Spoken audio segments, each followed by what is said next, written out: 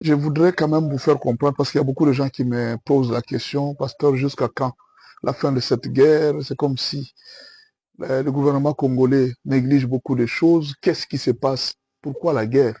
Jusque-là, elle a beaucoup traîné. N'y a-t-il pas une solution? Nous sommes allés vers les Américains. Qu'est-ce qui ne va pas? Pourquoi jusque-là, on ne sent pas vraiment la présence américaine? Il y a une question qu'on doit se poser pour le moment. Est-ce que le Rwanda ne craint pas les États-Unis? Est-ce que le Rwanda ne craint pas les États-Unis ou il est carrément en train de jouer un rôle? Je voudrais quand même vous parler des 5 dimensions de cette guerre, ce qui complique la guerre de la RDC. Et je vais vous donner une solution par rapport à la fin de cette guerre. Le premier problème qui complique la fin de cette guerre, c'est la crédibilité de la RDC. Pourquoi on a quitté de Mobutu à Museveni et Kagame? Les Américains ont travaillé avec Mobutu pendant plusieurs années. Et pourquoi ils l'ont quitté? Pour aller vers Kagame et Museveni. Les Américains avaient besoin d'un État stable par lequel ils pouvaient prendre des minéraux et que le président soit stable. Un président qui stabilise le pays. De sorte que ça ne sorte pas comme si les Américains sont en train de piller une nation. Il fallait quand même que les autorités, ceux qui profitent des États-Unis, puissent sentir quand même que nous sommes, regardez par exemple les Qatar et tous les autres pays qui sont alliés des États-Unis. Les pays s'en sortent. Mais on a remarqué que Mobutu était soutenu par les Américains. Or, dans les États-Unis, dans le pays américain, on n'aime pas la corruption. On n'aime pas les détournements de fonds. C'est un scandale. Vous ne pouvez pas collaborer avec un président qui détourne le fonds. La dictature, bon, les Américains s'en moquent, hein, ils ne tiennent pas trop beaucoup compte de la dictature. Condamner les présidents africains à cause de la dictature, non. Kagame est là, Denis Sassou Nguesso est là, tous les autres présidents sont là. Pourquoi on les laisse tranquilles? Les grands problèmes, c'est le détournement de fonds, des deniers publics. C'est ça, ce qui a fait perdre la crédibilité de la RDC. La question qu'il faut se poser, est-ce que jusqu'à ce jour, cette crédibilité a-t-elle été gagnée?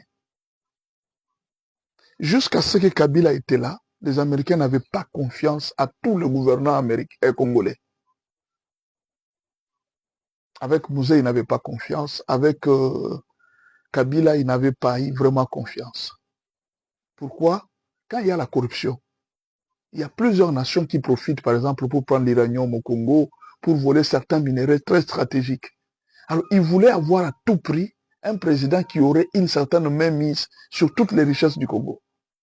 C'est ainsi qu'ils avaient choisi Kagame. Kagame dirigeait donc les deux pays, et le Rwanda et le Congo. Mais alors, pour le moment, les Américains, Kagame a détruit aussi comme Mobutu.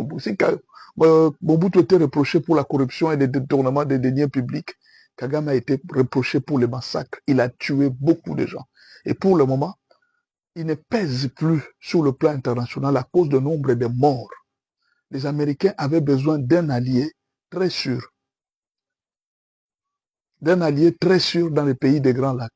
Et l'allié très sûr qu'ils ont trouvé, c'est Félix Tshisekedi. Mais dans la question est de savoir, est-ce que Félix Tshisekedi rassure? Est-ce qu'il rassure? Est-ce que le président Félix Tshisekedi a-t-il réussi à gagner la crédibilité de la RDC vis-à-vis du monde? Le problème, c'est lequel? Peut-être le président lui-même ne s'est jamais rendu compte, ou alors il le sait, ou peut-être il fait semblant. Les Américains ne contrôlent pas ce que nous contrôlons, et ils contrôlent les comptes en banque. Ils sont en train de voir. Ce monsieur a commencé, il gagnait annuellement 50 000 ici en Europe. Il est arrivé au Congo. Dans moins d'une année, il est devenu millionnaire. Ils essayent de comparer les comptes d'un monsieur par rapport à hier, par rapport à maintenant. On voit que son compte est multiplié peut-être de 1 million de fois par rapport à l'argent qu'il gagnait. Alors, les Américains sont en train de tout contrôler. Ils contrôlent les ministres, ils contrôlent tous ceux qui gèrent les pays. Ils remarquent que les comptes sont gonflés. Et là, ça diminue la crédibilité des gouvernants. Et là, c'est difficile qu'on vous fasse totalement confiance. D'où vous êtes en train de voir les doutes des Américains entre le Rwanda et la RDC. il faudra que le président Félix Tshisekedi annonce des réformes, parce qu'à un certain moment, les Américains lui ont fait confiance, surtout quand il a travaillé avec Gilles Alinguetti, quand Moutamba a commencé les procès des ministres, on a dit que nous voilà quand même depuis longtemps une personne qu'on cherchait. Et je ne sais pas si le président Félix Tshisekedi saura tenir cette même démarche qu'il avait commencé, les réformes qu'il avait commencées pour l'État. Attendons voir.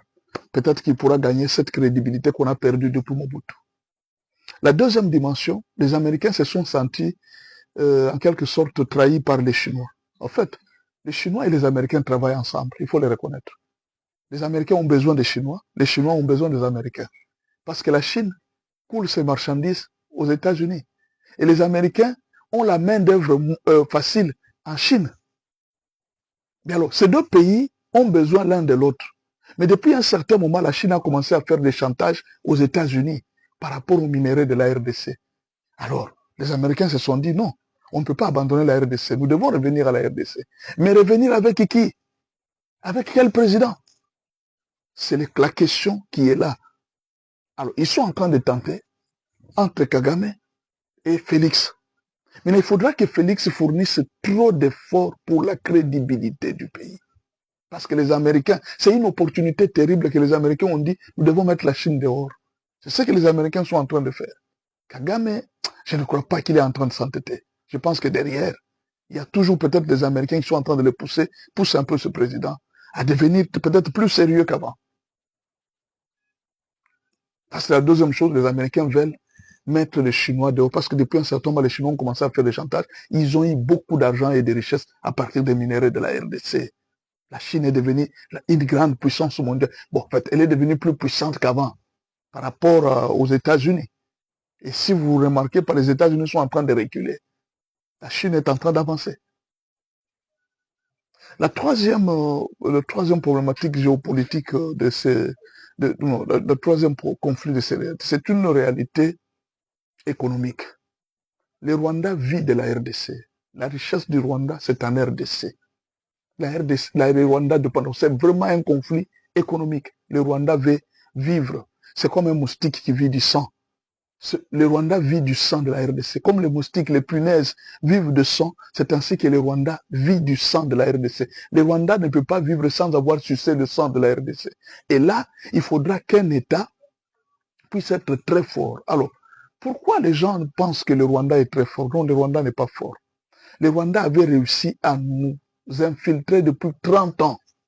Ce qui fait que même maintenant, pendant que je parle, le Rwanda a encore des infiltrés au sein de l'armée. Ils avaient préparé cette guerre depuis très longtemps.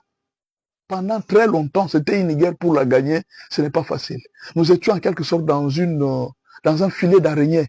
De sorte que le Rwandais avait déjà tracé toutes les lignes partout où il pouvait reprendre la force au cas où la RDC remontait. Mais alors, la guerre qu'on a, c'est aussi cette guerre d'infiltration. Les trahisons qu'on a, on a pris aujourd'hui telle ville, on a été déjà au Minembwe centre, et depuis un certain temps, on recule encore. Le problème, c'est quoi maintenant? On ne sait pas qui jusque-là travaille réellement pour le Rwanda. Et parfois, même certains proches de Félix, en qui le président a confiance, ils sont parfois des agents doubles du Rwanda. Et c'est une des grandes difficultés de cette guerre. Une des grandes difficultés de cette guerre. Et aujourd'hui même, ce qui est encore plus grave, et qu'on a acheté même des politiciens, des opposants qui travaillent en faveur du Rwanda. Ça, c'est une autre dimension, la dimension économique, qui s'attribue aussi avec la corruption des dirigeants congolais. Mais là, il y a une autre dimension que peut-être on n'est pas en train de voir. C'est la dimension mystique, la sorcellerie, l'occultisme. Il est possible que tout ce qui se passe au Rwanda, en avril, ne soit pas seulement une célébration de personnes qui sont mortes, mais que ce soit un culte tout entier qu'on est en train de rendre peut-être à une divinité. Nous avons vu aux États-Unis qu'il y a toute une religion où les squelettes, les crânes est le principal insigne de cette religion. Et dans cette religion, il y a les bouches, il y avait tous les grands des États-Unis. Qu'est-ce qui empêche qu'aujourd'hui, Kagame soit dans cette religion et qu'il célèbre pour l'Occident? Il est le représentant de cette religion en Afrique. Et qu'avec ça, il y a une certaine confrérie. Et dans cette confrérie, il y a même certains Congolais qui sont dans cette confrérie, qui ne peuvent pas trahir Kagame. C'est une guerre qui devient en même temps économique, géopolitique et en même temps mystique.